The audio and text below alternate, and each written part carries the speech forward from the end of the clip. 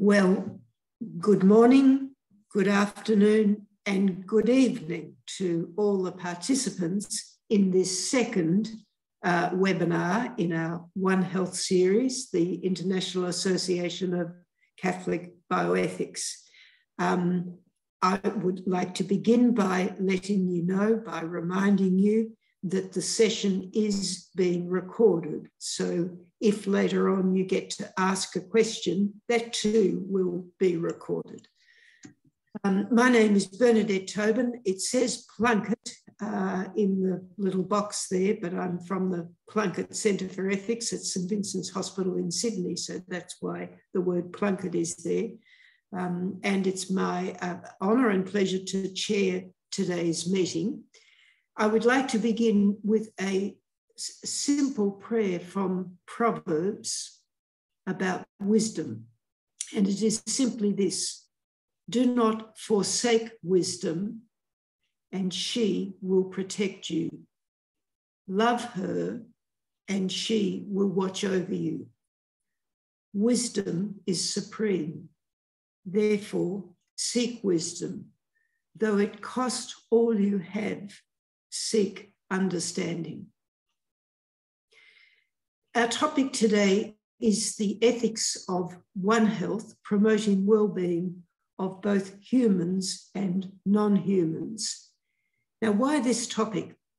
Well, in our first webinar, Henk ten Haaf and Christina Ritchie proposed expanding the scope of bioethics to consider humans as part of an ecosystem, human health as connected to the health of this ecosystem, and healthcare as having an impact for good or for ill on this ecosystem. The webinar focused on some of the ethical and theological questions that are raised by a One Health approach to bioethics and healthcare. And today, what we're simply going to do is to develop our understanding of those questions and specifically address the links between animal health, biodiversity, and human health and well-being. And I suppose a key issue will be the intrinsic goodness of all creation as contrasted with a conception of some species as having only instrumental value. And I suppose another question will be, can we really talk meaningfully and usefully of other parts of nature as having dignity and rights as we do easily of human beings? Now, today we're lucky to have two speakers. I'm going to introduce both of them first of all.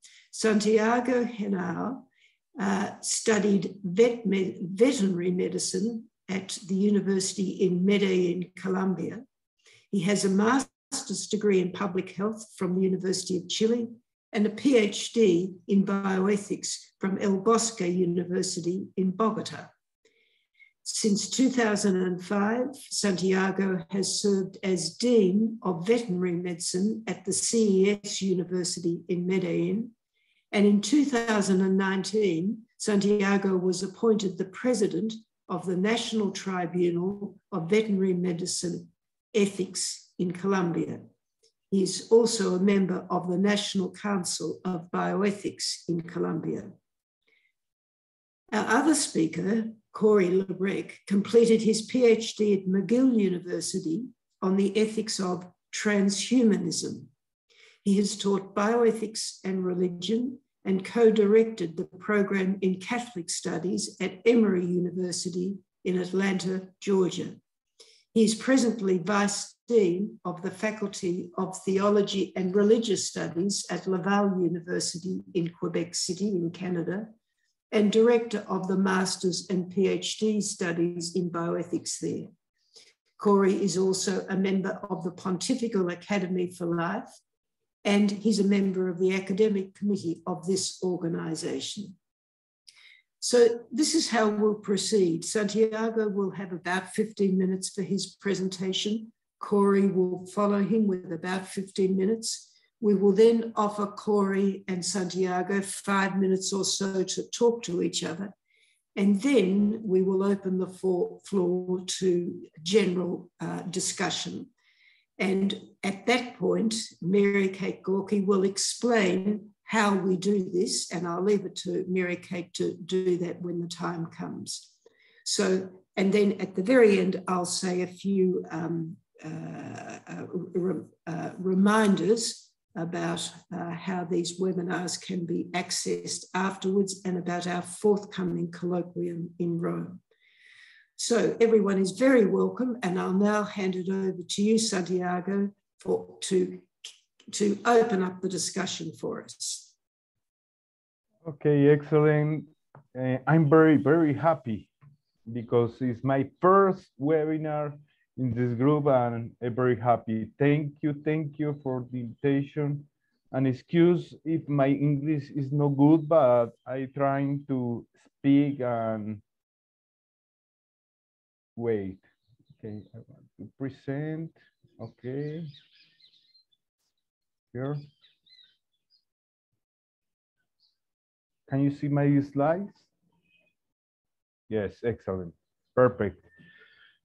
I want to talk to you about the hippos in Colombia. Hippos in Colombia rise ecological, rise philosophical and ethical dilemma here in Colombia. And I want to talk about the ethical dilemma and Disitophobia.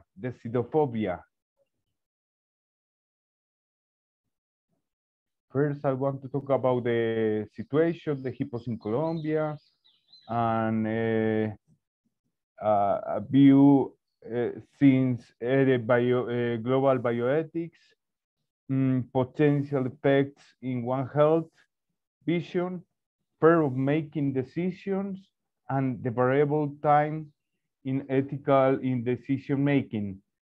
And in the last part, I want to talk about sustainable development goals. One thing. Here is my country in South America, and I live here in Medellin. Medellin is in Antioquia. Antioquia is near to Panama. Is the yellow part of the country. We have many different places produce coffee in one of three pictures. You can see our mules going with coffee lands. The history, Escobar was responsible for killing about 4,000 people here in Colombia. But I don't want to talk about Escobar. Escobar only 3 slides. I want to talk about the hippos. Escobar was a real anthropocentric man because they decide many things in our country in that moment. When Pablo Escobar's daughter wanted a unicorn, he bought her horse and stapled a cone in his head and wings to his back. The horse died from an infection. He constructed an extravagant zoo, a private zoo, with hippos, giraffes, elephants, and other animals. Here's a real picture on the left. The people here in Colombia, in Puerto Triunfo, where is the zoo, the people want to have a small hippo, and the hippo, there are many hippos at this moment. Here, my son and my daughter, Juan Diego and Amalia, all year they want to go to the to the Hippos place because it's a touristic place here. And the hippo, the pink hippo is Vanessa. Vanessa is a traditional hippo there.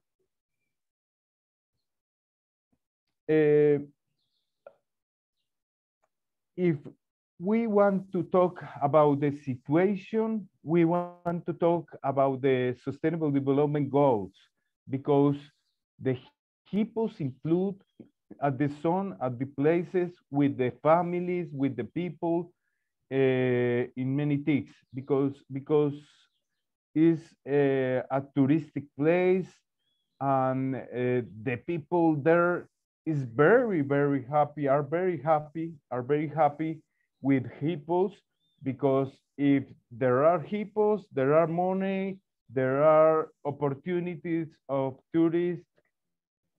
But what happened if you look since one health concept?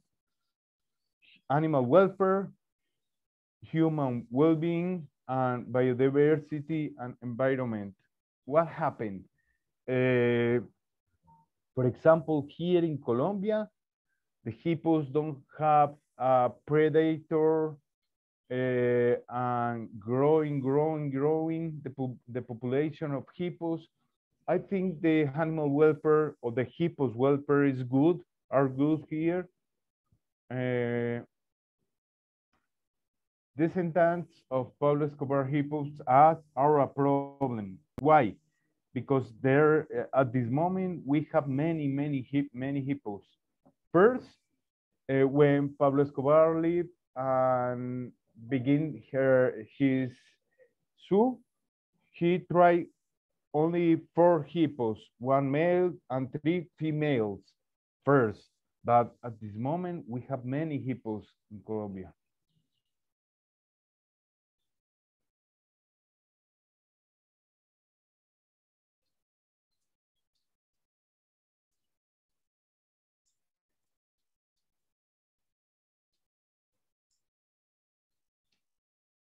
There are a number of good reasons why hippos should not remain in Colombia. However, a case can certainly be made for delaying this removal. Okay. Wait. At this moment, the hippos escaped into the wild where they have been trying. There are thought to be as many as 90 hippos currently living in Colombia. And what can we do with the hippo situation in Colombia? It's a big question here. First, we can apply the euthanasia treatment. It's one of the possibilities. Another possibility, castrate. My university began a program to castrate only males because it's easier.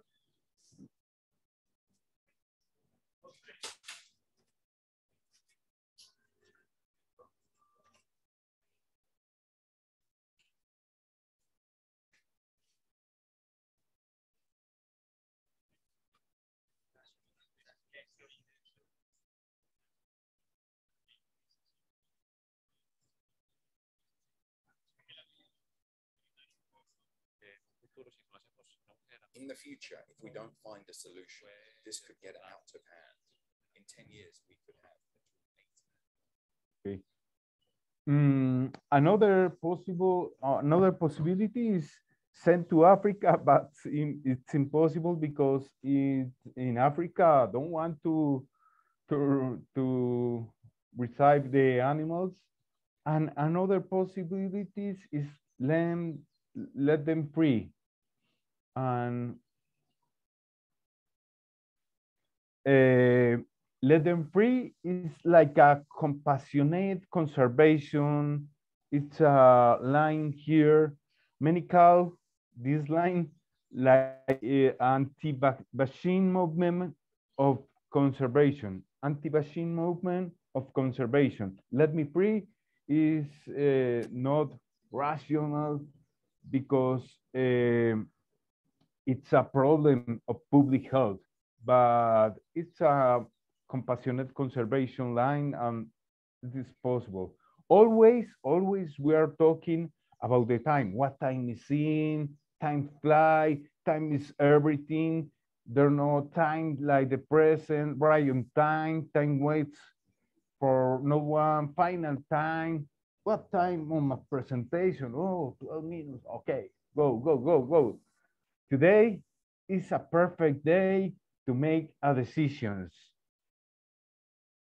And here in Colombia, we have a phenomenon, Disitophobia, to fear of making decisions. It is not a new word. Disitophobia is, according to Princeton University philosopher Walter, a fear of making decisions. But what happened? The fear of making decisions have a risk when the city is ready to risk of making a mistake in the choice is not completely eliminated. In another part, resignation, when the students or professionals or people here in Colombia make a decision, they automatically with to advantage that the other options can offer, and responsibility. Who makes a decision must accept the responsibility for its consequence. We have a group here in Colombia working with governmental areas, ministry, and we are working in making decision about the hippos in Colombia. When we have a group, is have advantage. For example, a greater concentration of knowledge, experience, and information, a greater variety of point of view, and final solution will be facilitated, but have disadvantage too. The social pressure that is generated and influence of particular interests and the manipulation of commitment.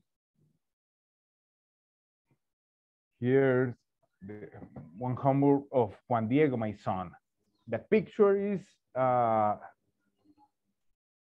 environmental responsibility of it's homework of my son. Okay, the variable time in decision making is very important. We cannot talk about quantifying the time in a decision making unless when we talk about ethical dilemma is real. But if we want to make a decision, we have to have more experience, reduce complexity, and have formation. For example, in my university, only at this moment we are beginning with a special line about the hippos and other species. And disinformation. Why disinformation? Because at this moment, like the pandemic, we have intoxication because we have many information in internet. On internet, we have many information. Here it's a newspaper. Con éxito esterilizan el primer hipopótamo en Hacienda Nápoles. It was an experience in a surgery experience of my university. Time, okay. The quality of decision taken can be considered a significant measure of effectiveness of daily works. but what happened when we have a dilemma like Hippos in Colombia?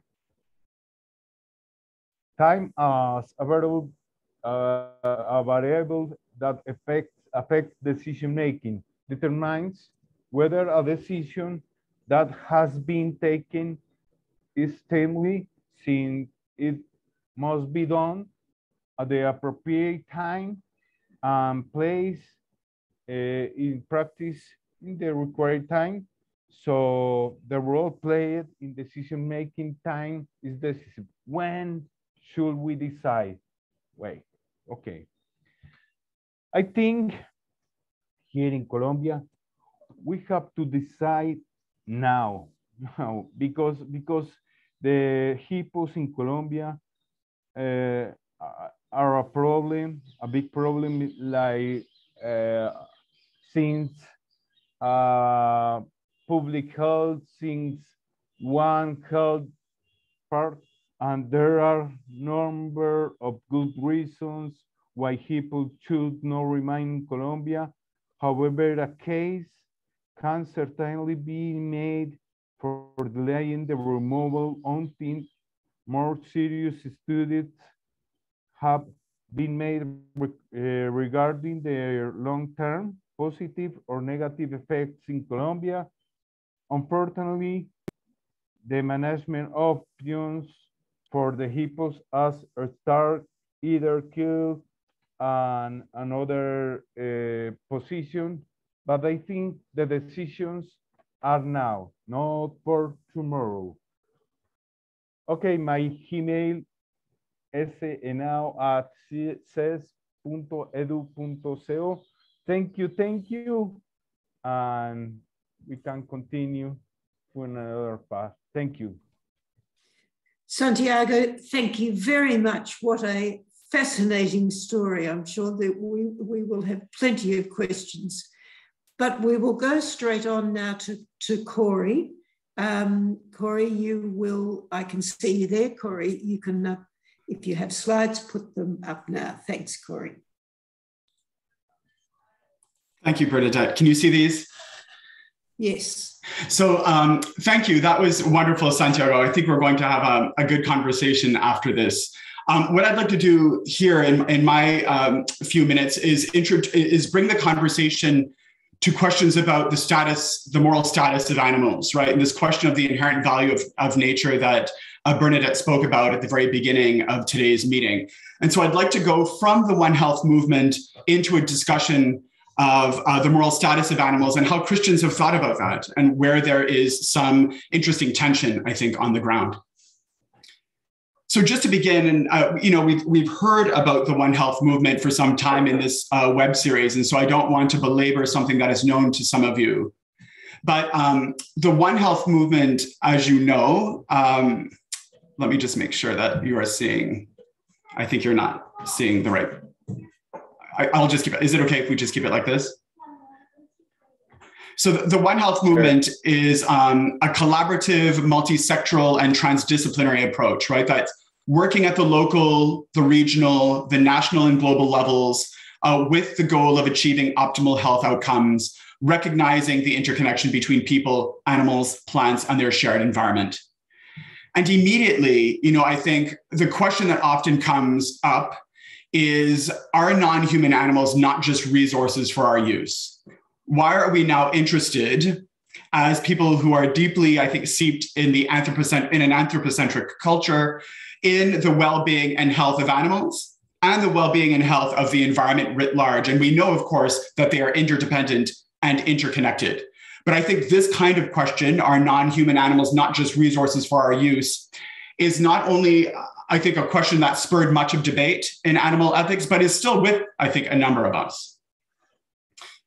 I'm reminded, maybe some of you know about this story, that Mary Wollstonecraft, when she introduced her Vindication of the Rights of Women in the early 1790s, some people thought that that was so absurd, such an absurd extension of human rights, that not very long after, on the heels of her publication, did we not find in circulation a pamphlet called The Vindication of the Rights of Brutes, which was almost, it was, and so, you know, talk about animal rights, for instance, was very much born, if I may, with this context, in kind of almost like a parody of other liberation movements, right? Saying that, oh my goodness, are you really going to argue for the rights of women? That's like arguing for the rights of animals. And so there's a certain absurdity, right, that came with that. But there were people who were thinking quite constructively about this. And I have this up here so that you can come back to the slide in good time. But I think about somebody like Jeremy Bentham, right, who is considered one of the fathers of utilitarianism, the great British philosopher, who wrote in his Principles of Morals and Legislation, the day may come, so this is a few years before the publication of Mary Wollstonecraft's piece on the vindication of women, and then the vindication of the rights of brutes that came with Taylor a little bit later. So this is before then. The day may come when the rest of the animal creation may acquire those rights which never could have been withholden from them, but by the hand of tyranny. The French have already discovered that the blackness of the skin is no reason why a human being should be abandoned without redress to the caprice of a tormentor. It may come one day to be recognized that the number of the legs, the velocity of the skin, or the termination of the os sacrum are reasons equally insufficient for abandoning a sensitive being of the same fate to the same fate. What else is it that should trace the insuperable line? Is it the faculty of reason, or perhaps the faculty of discourse? But a full-grown horse or dog, says Bentham, is beyond comparison a more rational as well as a more conversable animal than an infant of a day or a week or even a month old. But suppose the case were otherwise, what would it avail, he says? The question is not, and this is cited over and over again in animal ethics circles, can they reason, nor can they talk, but can they suffer?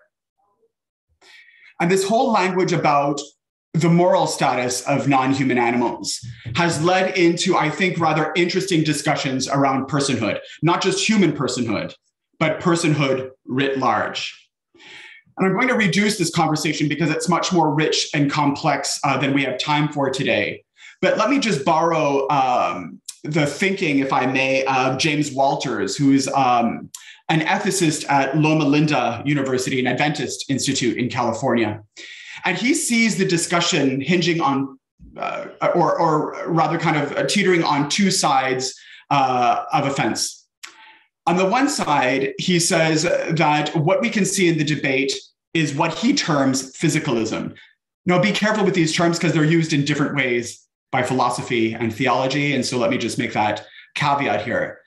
But he says that, for him anyway, physicalism is this idea that the essence of a person is located in his or her biological makeup. And there is an approach, of course, in animal ethics that says at the end of the day, human beings are persons, right? Which is a category of moral protection. Human beings are persons ipso facto and no other.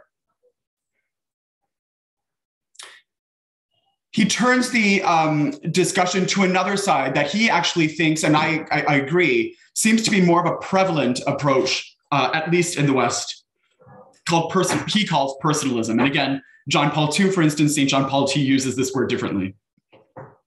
But he talks about personalism as the essence of a person located in one's mental capacities and in one's ability to use those capacities in satisfying ways.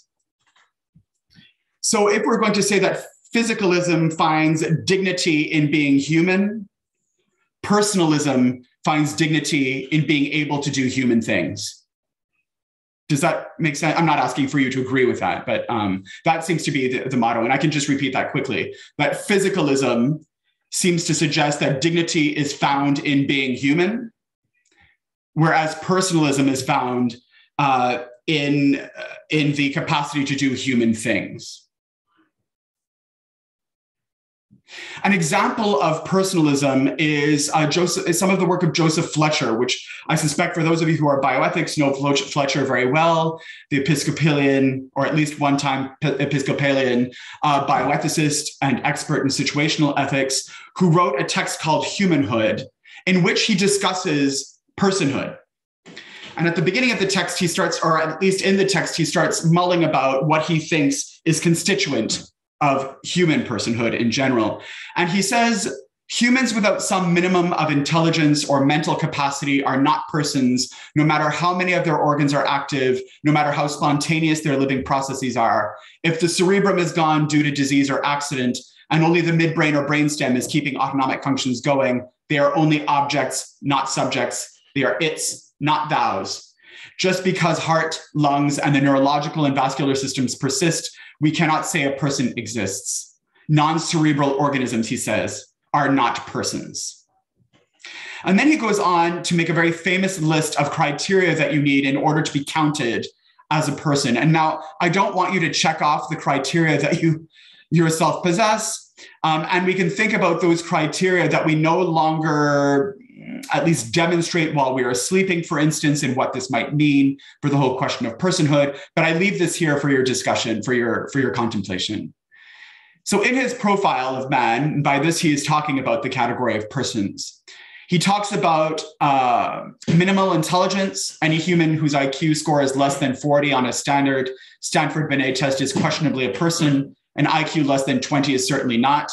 I'm not very clear. It's not very clear where those numbers come from. And we can place the whole debate about the merit of these kinds of tests to the side. He talks about the capacity for self-awareness, self-control, having a sense of time, of futurity, of the past. And you can understand what this might mean for those with neurocognitive troubles, for instance, with memory. The need to be concerned for others. This has always been interesting to me. The capacity to relate to others. Communication. He says that isolated individuals are subpersonal. He talks about the need to have some sort of control of existence.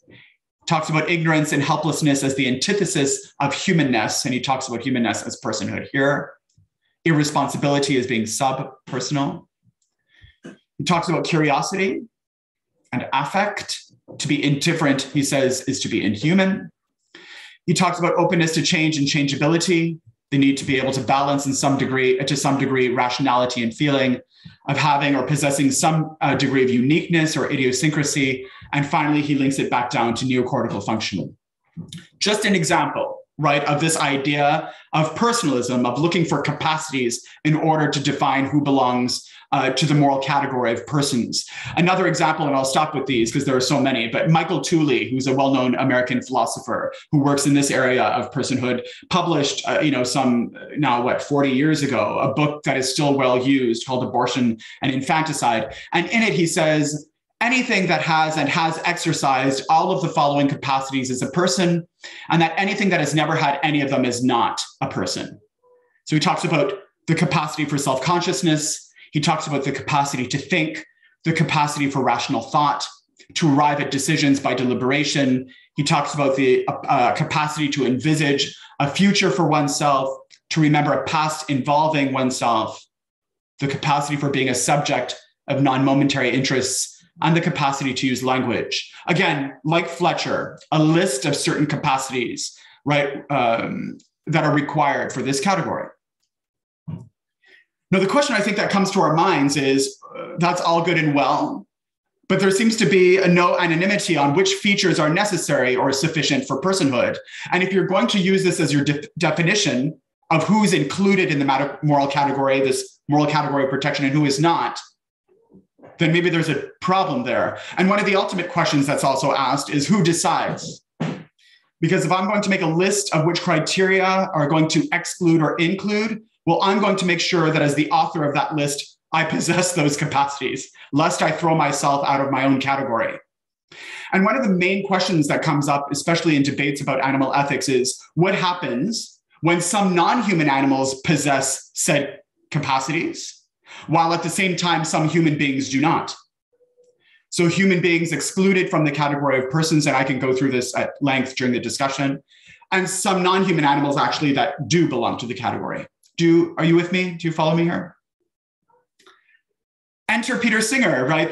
I can't speak about animal ethics without making a reference to Peter Singer, who I wrote my master's thesis actually criticizing Peter Singer's concept of personhood.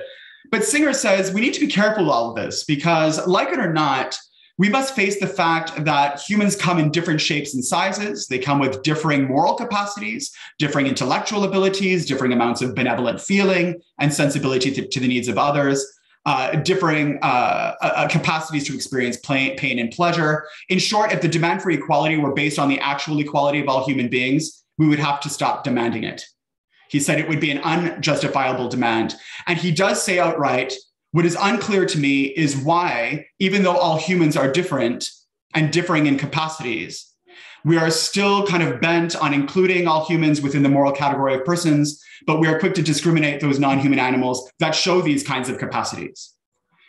So he says it's speciesist, right? It's this outright discrimination of those who do not belong to this particular species.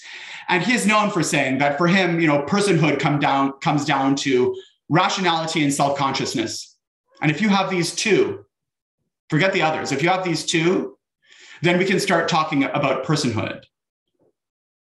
And that means that there are certain human beings who do not belong to the category of persons, according to Singer, and that there are some non-human animals that do.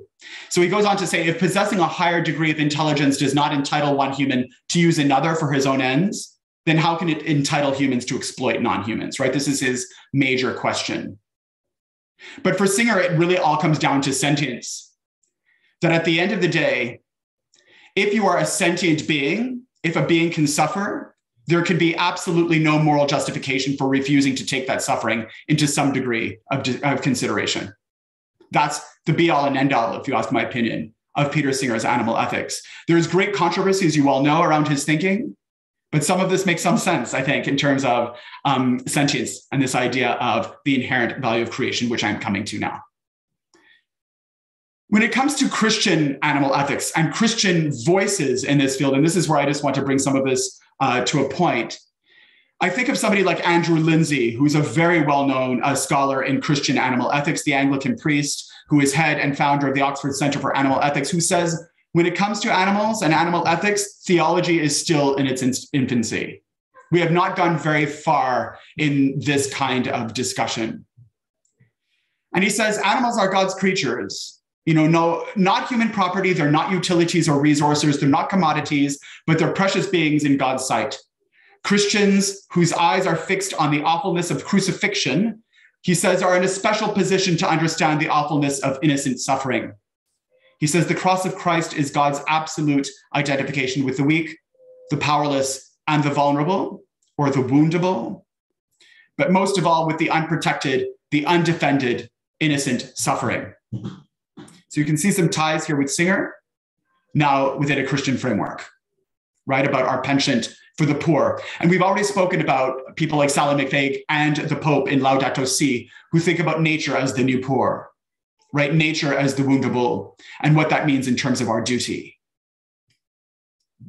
There are others like Tom Regan, for instance, the late Tom Regan, the animal ethicist from North Carolina State University, who says that based on his reading of Genesis, right, where all of creation is declared good before the advent, right, or elements of creation are declared good before the advent of humanhood, where all of creation, the created world, certainly the animal world, is made from the same elements, right? We can talk about the soul later, but from the same physical elements as humans, where the covenant with Noah in Genesis 9 does not just include God and humans, but God and all living creatures.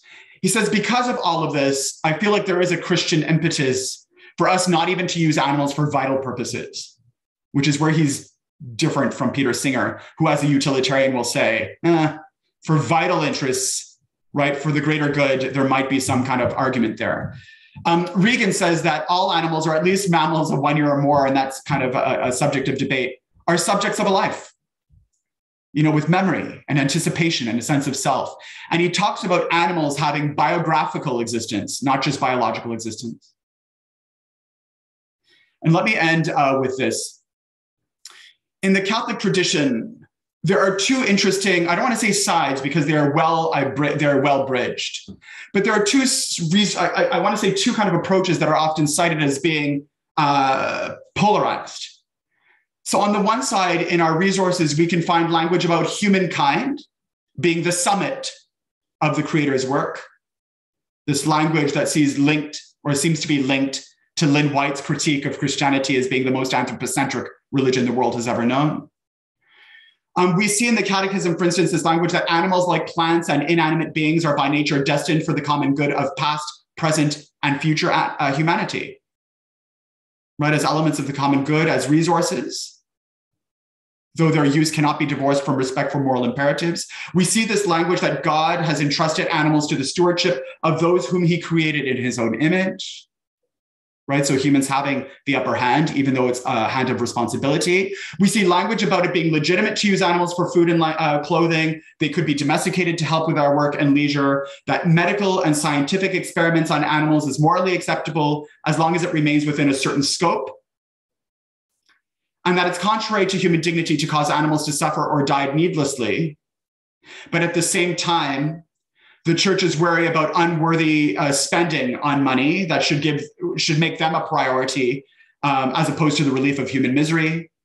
And there's this line that's often cited and perhaps out of context, that one can love animals, but one should not direct to them the affection that is only due to persons.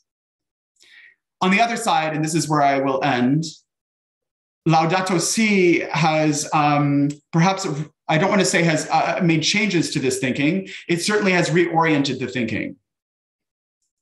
So animals are also God's creatures. There is an inherent value to the entire created world by virtue of its createdness. God's providence reaches to the non-human animal world. They too join humans in praying and blessing God. It is not enough, we see in Laudato Si, to think of different species merely as potential resources to be exploited while overlooking the fact that they have value in themselves.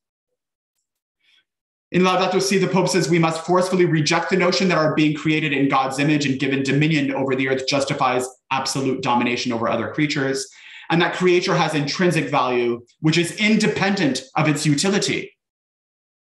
Each organism as a creature of God is good and admirable in itself. And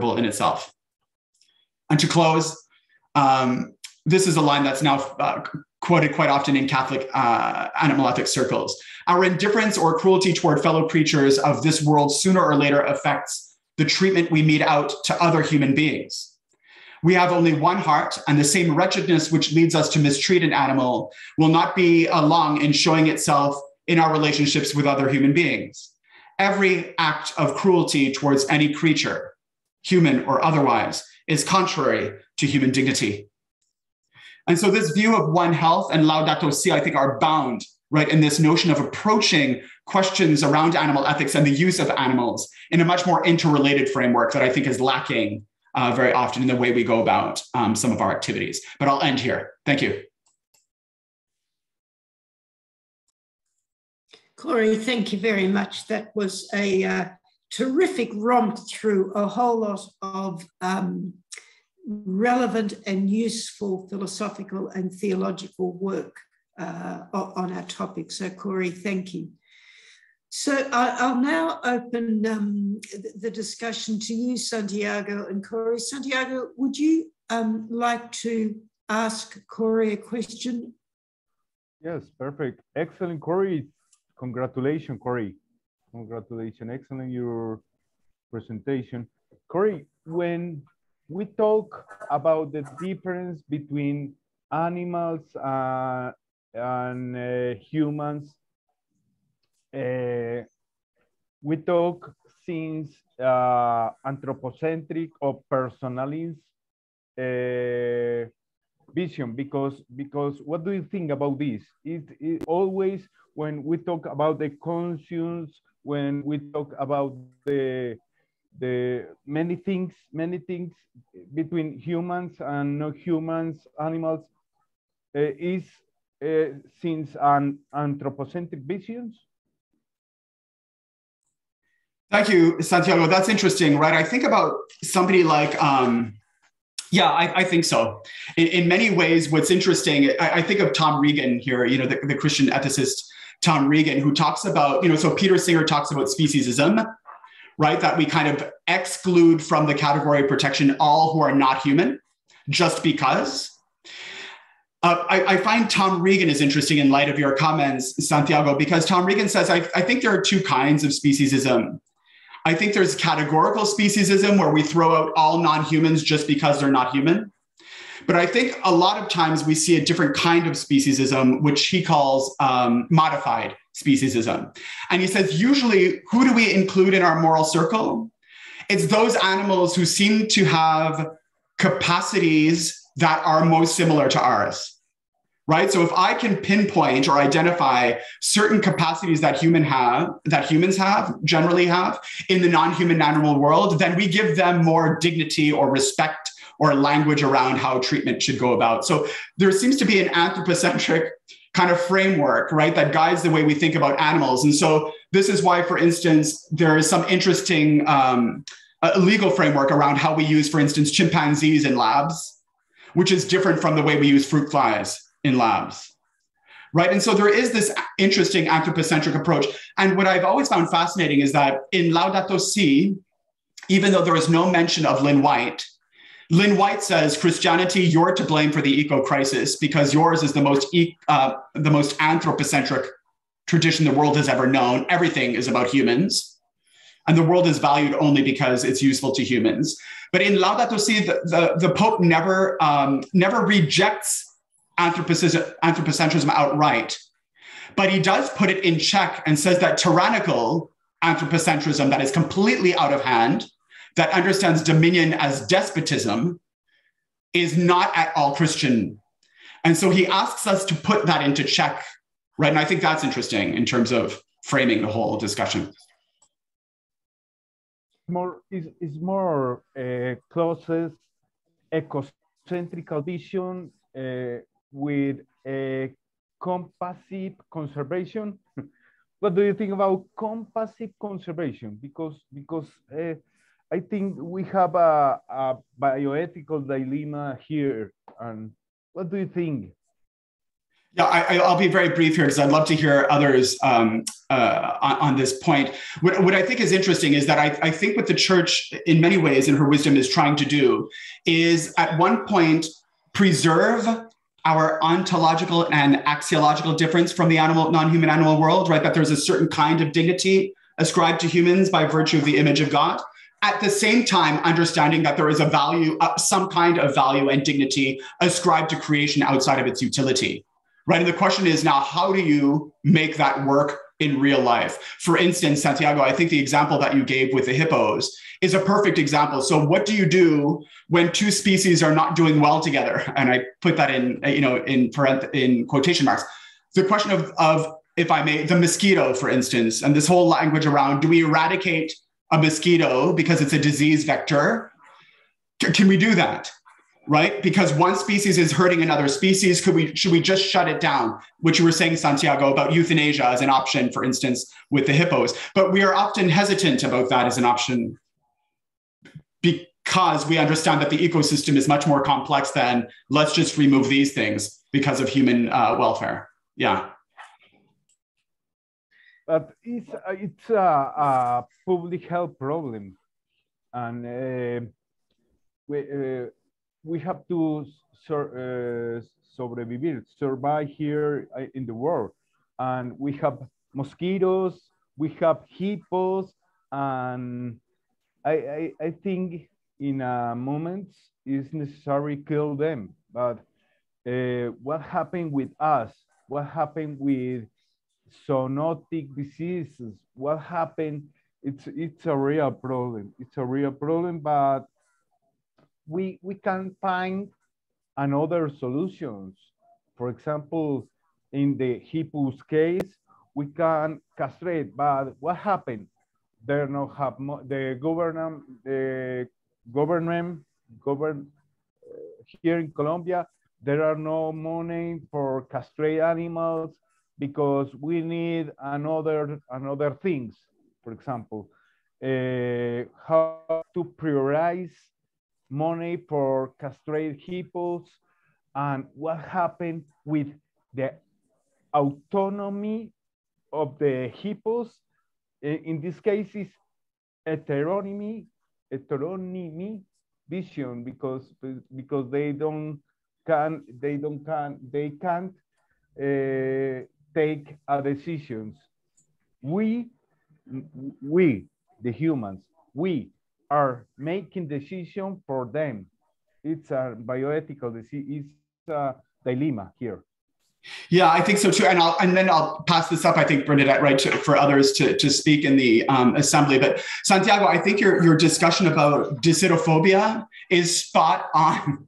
You know, in bioethics, this is such an interesting thing. I never call it that, right? But this fear of making a decision because there are so many voices around the table and we're either afraid of offending or afraid of blending in or afraid of being integrated or what have you, is so interesting for bioethics because very often we have urgent situations for which decisions need to be made.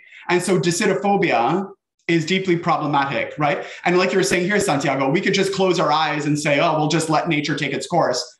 But there will be, there'll be results there. And one interesting thing, and I'll just end it with here. I'm reminded of this line from one of my former mentors, Lisa Sideris, who's an expert in religion and ecology. And she said that we are finite humans, are finite participants in natural processes that we did not create and that do not necessarily conform to human moral preferences and expectations. And as soon as we get involved in them, we have to be very, very careful about this deep, interconnection and complexity that we're getting involved in, lest we kind of, thwart the entire system itself. And I think that's where it's tricky, is that we can say inherent value of creation, but now what do we do when we have to make choices between the different elements of creation, right? Which is where you are, Santiago.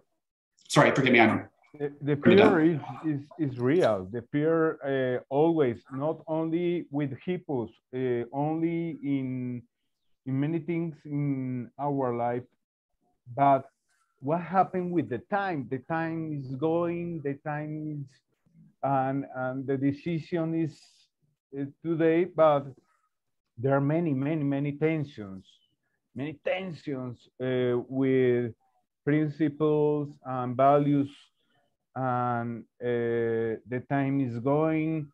Okay, today we don't make a decision. Tomorrow, okay, and the time is going. Tomorrow, and the xenophobia is real. The xenophobia is. Santiago, I'm going to take up that theme of time, and what I'd now like to do, Corey, thank you for foregoing an opportunity to raise something directly with Santiago, but I think now that we should open the discussion to everybody else. And I think Mary Kate has already asked us to write our questions in the chat. But Mary Kate, if you are there you are. Good. Would you take over, please, Mary Kate? Thank you. Sure, happy to. So in order to facilitate Q&A and try to group questions together to keep a good flow moving, we ask that you submit questions to me directly if you have the option, which you should now. But if not, you can submit to everyone if that's the only option you have. And indicate either that you would like to ask a question on your own live, a reminder that this would be recorded. But you would ask a question and indicate the topic of your question. So for example, personhood, One Health, rights of animals, etc. Or you can type your question in full, which will be asked kind of on your behalf anonymously.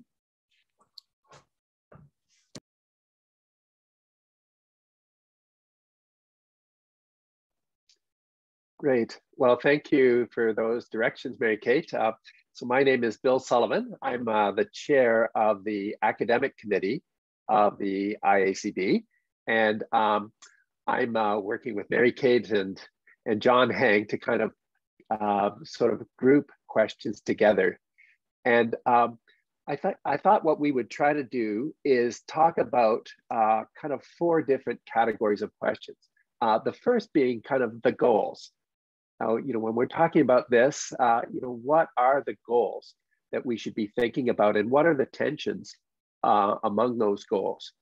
And then kind of talk about the relation between the goals and the options, and kind of the lived situation in which these decisions are being made. And then finally about the agents making the decisions and carrying them out. So maybe just with that, I'll begin by just raising a question about the goals. And, I was interested, Corey, in your helpful definition of One Health, and also Santiago gave that image of the three connecting elements of One Health. So we have human well-being, we have animal well-being, and then we have kind of biodiversity and the environment. And in the definition of One Health that was shared, it states that the goal is achieving optimal health outcomes while recognizing the interconnection between people, animals, plants, and their shared environment.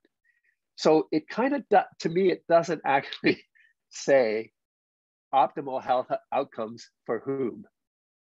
And I just wonder, is that part of the debate that we're hearing, and the tension is that there are these three elements, they're interconnected, everyone kind of flourishes together, but there are different views about, the priority of the well-being of humans against these other things when there's a tension.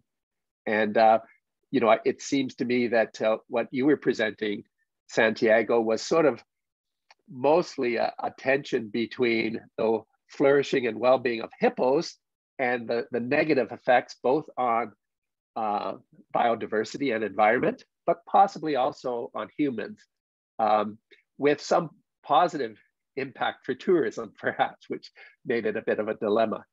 But just talking maybe very broadly about this One Health and kind of the big goals of what we're talking about, maybe Corey and Santiago, if you could make a comment, I think just to help us understand, like, what are the issues? What are the tensions in this whole field? Where's Corey? Corey, first you. Yes. Thank you, Santiago. Yeah, I'll be brief. So I'd love to hear from you, Santiago, as well, because I think we've heard some of the tensions already. Certainly certain examples of some of those tensions, but I think that's exactly right, Bill. Right. The question is, as Santiago was saying too, it's this notion of speaking about the well-being of different creatures and different players in creation. So the environment writ large, the non-human animal world, and humans. And wondering as soon as we put those all together in a certain kind of approach, will there not always be situations in which we have to choose or we have to select which one has the upper hand, right? When there is tension on the ground, which we've seen, I think, with Santiago's example. In animal ethics, what's really interesting is that even outside of the question of human health and health writ large, there is a debate within conservation circles as well about intervention, whether humans should get involved at all, right, in natural processes, which have been, evolving and have been evolving for thousands and thousands and thousands of years. And suddenly humans come in and say, let's make a modification here, or let's make a change here, or let's eradicate this species, as if there won't be any grand effect to the ecosystem writ large. So there's even that, I think, at the very basis of the discussion, there is that debate that's also happening. Should humans intervene? Or is that not also anthropocentric and paternalistic, paternalist and so on and so forth, of us choosing where to intervene and how to intervene is, I think, also up for grabs. So yeah, I think this question always comes down to, well, is anthropocentrism always poisonous? That's, I think, one question as well. Can we be anthropocentric? Can we have a certain value for humanhood without devaluing necessarily the rest of the created world, right? And this is where I think things will stand. If I can, and I want to pass this to Santiago, the One Health approach, like the integral ecology approach, I think, wants us to rethink about how we go about health with these things seriously, or with these beings constructively linked. So when seeing one species kind of being a problematic for another, there is this often jump to say, well, just eradicate the problematic species. If it's bad for humans, get rid of it. There are, just in passing, eco-activists who will say, when pandemics come and when cancers come and destroy large parts of the human population, that's great for the earth, right? They say the opposite, right? That when that happens to humans, check for you. So I think it depends on how if we're going to really think that all of these are connected, it's easy to talk about. It's quite another thing on the ground, Santiago, sorry, forgive me. Okay. I think when we look, since one health vision, one welfare vision, I think we are looking since ecocentric vision, not biocentric, ecocentric vision.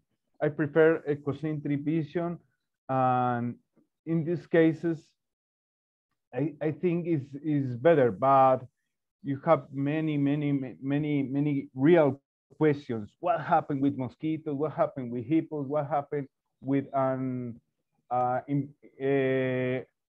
invasive animals like frogs?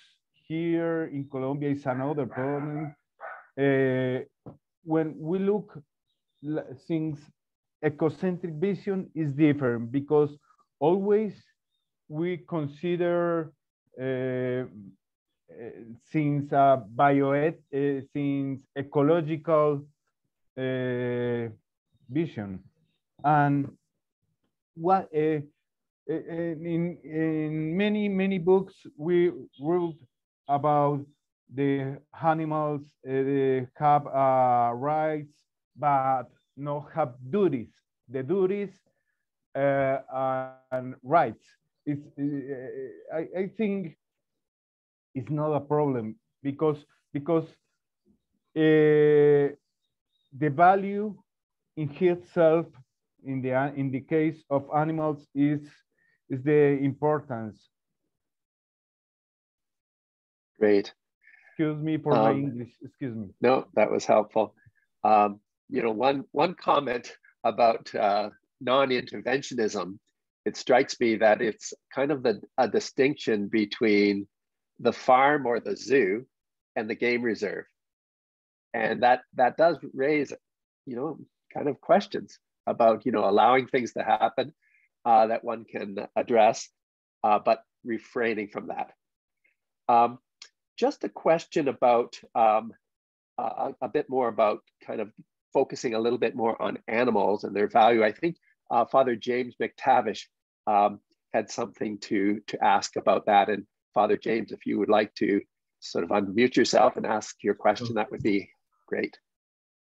Yeah, thanks to Santiago. And Santiago and we have the same name. Tenemos el mismo nombre. Gracias por tu compartir. And Cory Andrew answered, thanks for your presentation. I have one question. I think it's more directed to Cory about the value of animals. Thanks very much for sharing, reminding us also of the teaching from the Catechism, Laudato Si. One of the things that came to me when you were sharing was the experience of having a pet.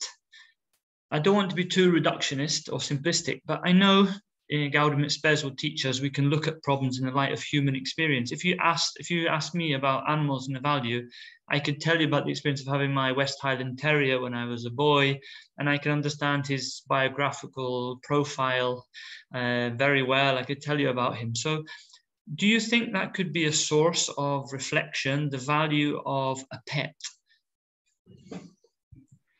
Yeah, thank you. Thank you, Father. This is a great question. And if you, I remember some time ago, a student of mine writing a paper on companion animals in the Catholic tradition.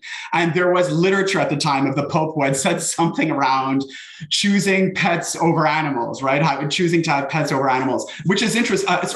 Choosing to have pets over children. And that just exploded right into a great debate. And who was interested in this debate? Who was interested by this debate? Priests and others who have chosen lives where having biological children is not going to be part of the equation, even though I don't think that's the frame, the context that the Pope was thinking about. But there was this language, that I think that the church, certainly, I think the church understands and appreciates this language of the companion animal. In fact, Genesis, if you ask my opinion, there is lots of stuff in there, right? With the creation of animals who were meant to be, at least God had this idea, or presents this idea of the animal as a companion to humans. Of course, not one is not found fitting as a partner, but certainly they were companions in some way or other. And so I think from Genesis onward, we see this language of humans and animals meant to live in some kind of harmony, which suggests to me at least a certain kind of relationship. And so I think companion animals, there is that kind of, I think there is that value there. I think when we speak about ecological solidarity in the Catholic tradition, I think this is a good example of it, where we might not necessarily have to say that my pet counts more than my mother, for instance. That's not what we need to, I don't think we need to say that, in as much as I won't say that my daughter counts more than my son. We don't have to make those kinds of hierarchies, and I have to be careful, my door is open. But I think there's something interesting about ecological solidarity that says exactly that. We're talking about a solidarity. We're talking about a community, an eco-community, where humans are drawn, right, in relationship with animals. And there's lots of literature about the benefit of animals for children, talk about animal therapy, talk about the benefit of animal companions for elderly people who are isolated, which is a bane and poison here in this part of Canada and elsewhere, right? There's lots of goodness there, I think. And I think that's a great example of how humans and animals can coexist, both who give praise to their creator by virtue of their createdness, right? I think there's something about that. Forgive me for being so long-winded. Thank you, Father. A little point about this. I think the main question is how we coexisted with another species. How is the best questions, because we have to respect another species, for example, wildlife, for example, domestic animals, how we coexisted, reducing the hurt, reducing or increasing welfare animals.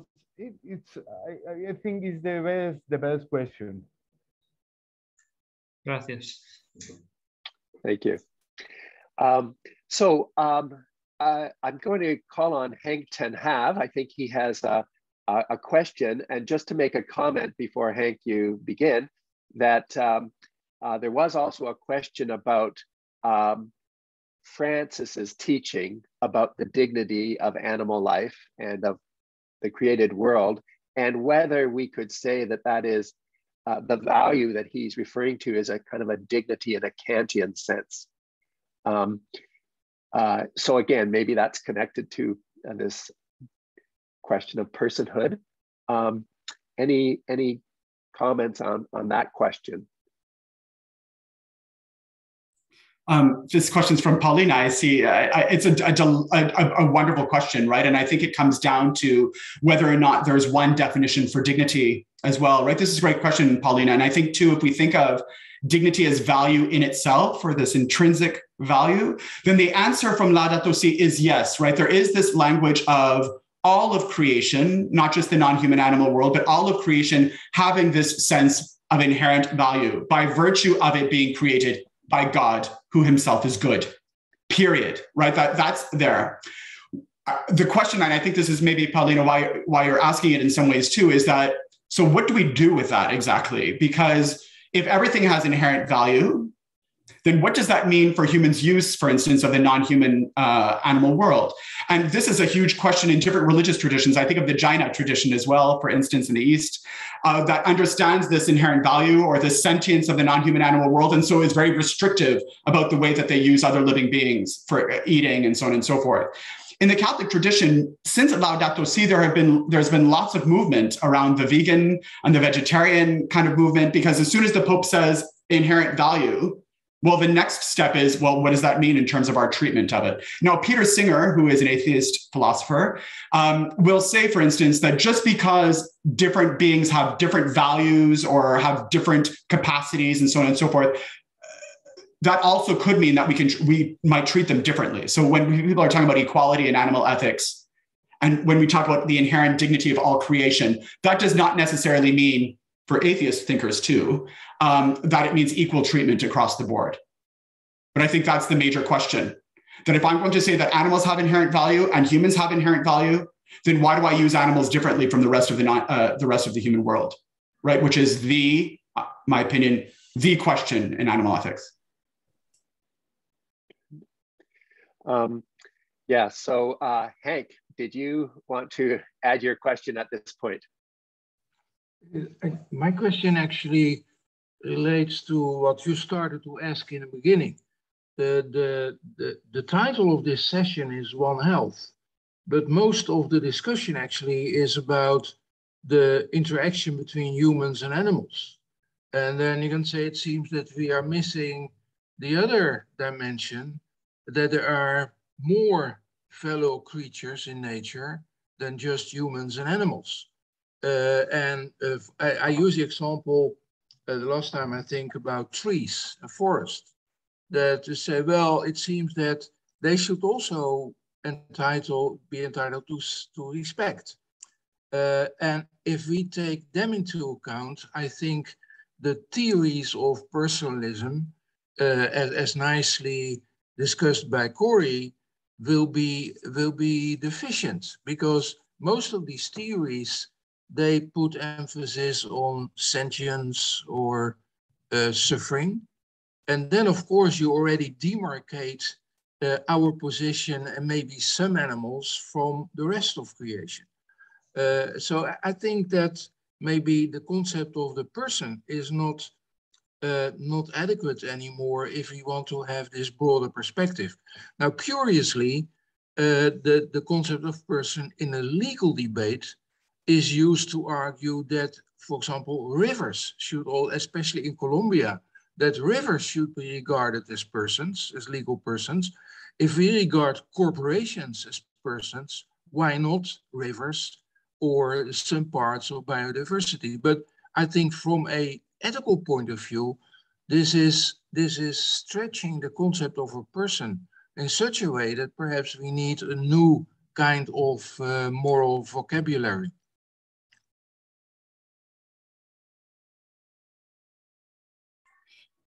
I agree wholeheartedly with that observation. In fact, there's I don't know if you sense this in my tone. I hope it wasn't overly explicit, but I'm very critical of the personalist approach to personhood. This language of if you have capacities, then you count. If you lose those capacities, you don't count. And even worse, I think, is the binding of dignity with function, right? Which I think the church has argued against for a long time, right? This language that you have dignity once you're functional, but once you lose those functions, you're out, right? Which is behind different kinds of movements around dignity, around the kind of the spectrum. And so I agree, Hank, entirely that there's something wrong with the way we're encapsulating personhood. At least the church, when we're thinking about animals and when we're thinking about the non-human world, it seems, I think the church has it right to kind of bypass the language of personhood altogether. I don't think it's helpful, in fact, for thinking about how we should treat others, because especially if we're going to bind up with the personalist approach, which is common in the West, well, guess how many people are going to be excluded? I can count the number of people in my family who would be excluded, right? Let alone forget the animals and so on and so forth, right? Because of this language of checking off boxes of who should count and who should not. And I think, Hank, you have it entirely right. I think the history of humankind in many ways has been about the selective bestowal of personhood on beings who we think should count.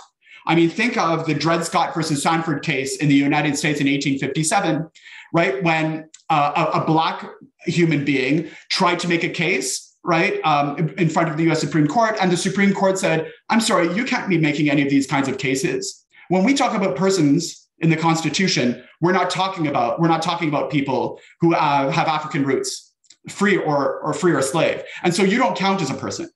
I can imagine who was making those kinds of decisions, right? So this selective bestowal, I think, for the church has been useless, if not incredibly problematic and disastrous. And so we turn, I think, towards the question that was asked by Paulina.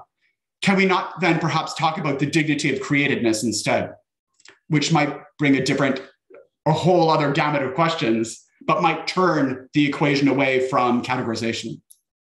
I think the interesting thing is that in Laudato Si, the Pope introduced this notion of integral ecology, but he has not very much elaborated what it could imply. And I think, but it seems to suggest another way of thinking about these interrelations and maybe it is part of our ethical commitment to elaborate what this means, what this notion means, because I think also in the Catholic tradition there are interesting starting points to elaborate it. That's exactly right. And I want to give Santiago also the word too. But I think that's exactly right, Henk, that I think there's a lovely bind between the integral ecology approach of Laudato Si, that it's not well explicated, you're absolutely right, I think, and the One Health movement, right? This idea that at the end of it all, we're looking at a more interrelated understanding of things. Let's just start there. And I think what's interesting behind that is that even though it's not spelled out in Laudato Si, I think an integral ecology approach, like a One Health approach, would say, instead of eradicating a problematic species, is there not maybe another way of thinking about it? So if we're pro-intervention, for instance, instead of destroying all, I'm making this up, I'm not making some kind of moral conclusion here, but instead of destroying one species of mosquito, why don't we think about modifying the mosquito, I'm making this up, so that it's more resistant to the parasite that's making it a disease-borne vector or something. So I'm thinking what it is just thinking differently about the interrelatedness rather than just saying anthropocentrically, it's bad for humans, so let's just get rid of it. Yeah. Yes, and I think when we talk about One Health, the magical point is the coexistence of all species, the adequate measures for coexist all the species, but in many moments it's impossible because we have many disease and re-emergency disease. For example, here in Colombia, dengue is a disease and we have many places with dengue, with leishmania. And for example, if we talk about hippos has brucellosis. Brucella is a disease, and we have to make a decisions, but not like anthropocentric decisions. We have to make a decisions in a ecocentric world. I think it's better. Good. So I just have first a brief question for clarification about something Corey has mentioned, that in Laudato Si, I think, okay, maybe we'll skip that. I think Chris De Bono has a question, and it also has to do with kind of this notion of the use of non-human species for animal benefit in medical research. Chris, would you like to raise that? Thanks, Bill, and thanks, Santiago and Corey. This picks up a little bit, I think, on where I if I'm understanding Henk correctly, was also going. So Corey, what I'd like to do is just affirm that last insight at the end of your presentation about what I think you were saying was perhaps an evolution with Laudato Si on moving slightly beyond summit and stewardship for humans and the inherent good of all creation, including animals. It occurs to me, just in terms of both health administration and general health promotion, that most of our optimization for human health includes animal research. So I wondered practically for this group, as we, on the one hand, affirming the good of creation, picking up James' idea, we've got even therapy that benefits from humans. We build our buildings in a way that is more ecological than environmental. Is there, Corey, maybe starting with you and certainly to see with Santiago, is there a change in the way we ought to be thinking about animal subjects as research subjects? And if so, what might that be? And then if we have time later, the other thing that Santiago made me think about really interestingly wasn't just the the conflict between animals and humans, potentially, but the example that you raised is very much a human intervention that caused a problem. And we didn't talk much about invasiveness that happens because of human interventions like Escobar's zoo that got loose. But just coming back to the research question, I think that's an important one, especially as we in healthcare build institutions that are research laden in Catholic healthcare. Thank you, Chris. This is a very important question, as you can imagine, right? The question of the use of animals in human consumption, right, for eating seems to be a very different discussion. The use of animals in medical research is another one, a very heavy one, a very important one. And you know, the church has never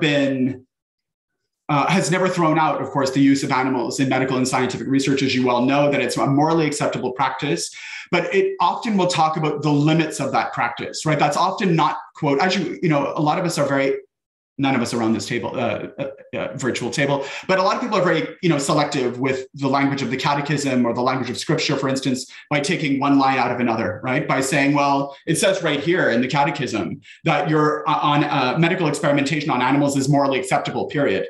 Yeah, but we'll keep reading, right? It goes on to say within reasonable limits, and that it contributes to the saving of human life. I think also, Chris, you might suggest, well, what about the use of animals for the contribution of the well-being of other species that are not human, for instance? That's also something to consider.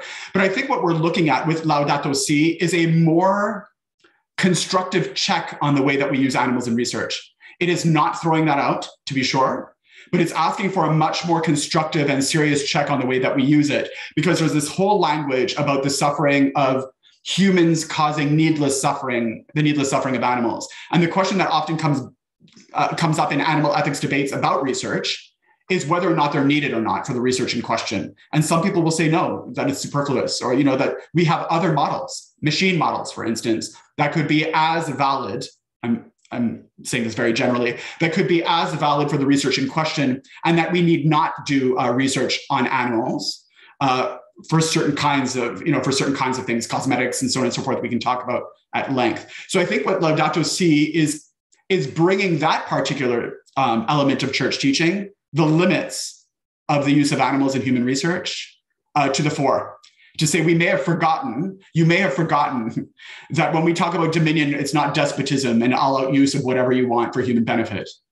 That we're talking about interrelatedness here. And if we're going to talk about interrelatedness or interdependency, depending on how you want to look at that, then we have to rethink about that the way we use in a very selective way animals in the research model.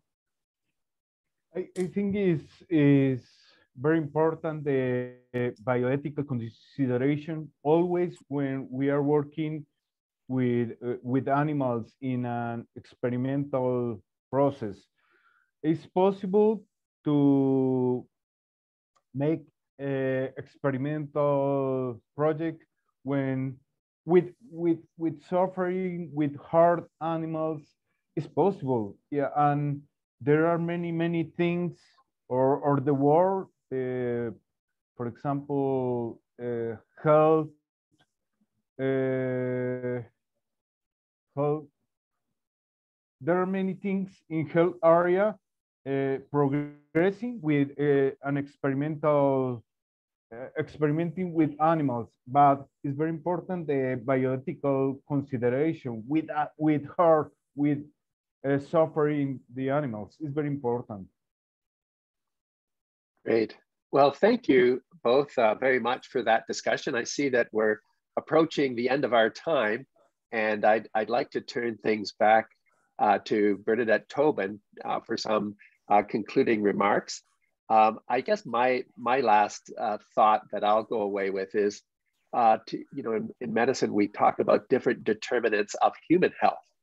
And there's not a discussion about ecological determinants of human health. But of course, this is our life support system. And health should be concerned about, even people focused on human health should be concerned. Bernadette. Bill, thank you. And you are right, we're coming up to our deadline. This is a very hard one for me to try and summarize. We started with a very specific question from Santiago how best to respond to the problem of the hippos in Colombia. And I have to say to Santiago, this is something completely new to me and of great interest as you spelled it out. And it was a wonderfully specific question to open up our more general subject matter. And then what Corey did was to inform our thinking by putting on the table the resources from philosophy and theology to inform our thinking.